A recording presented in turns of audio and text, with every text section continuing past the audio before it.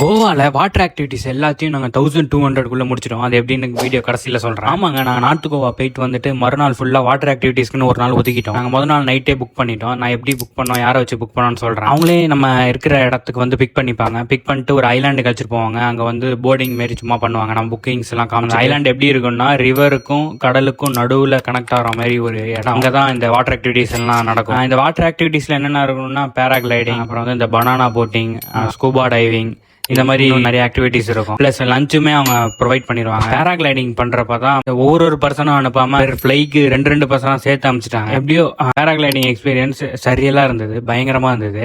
ஆனா கொஞ்ச நேரத்திலே நம்மள ஃபிளை பண்ண வச்சுட்டு இறக்கி விட்டுறாங்க. திரும்ப ஒன் மோர் கேட்டாலும் விட மாட்டாங்க. மேபி நமக்கு அமைற அந்த வெண்டாரை பொறுத்து மாறும். முக்கியமா நோட்டபிள் பாயிண்ட் என்னன்னா ஸ்கூபா டைவிங் வந்து பெர் ஹெட்டுக்கு 1 சான்ஸ் தான். நீங்க கண்ட்ரோல் பண்ணிட்டு இருக்க முடியலன்னு சொல்லிட்டீங்கன்னா அவ்வளவுதான். அதுக்கப்புறம் வேற சான்ஸே கிடையாது. கம்மிங் டு த பாயிண்ட், இது நாங்க எப்படி இவ்வளவு சீப்பா புக் பண்ணோம்னா அவருடைய ரூமை பத்தி சொல்லியிருப்பேன். அந்த ரூமை டேக் கேர் பண்ணிக்கிற கேர்டேக்கர் அவர் மூலியமா தான் புக் பண்ணோம். அவர் எங்களுக்கு பெஸ்டா பண்ணி கொடுத்தாரு.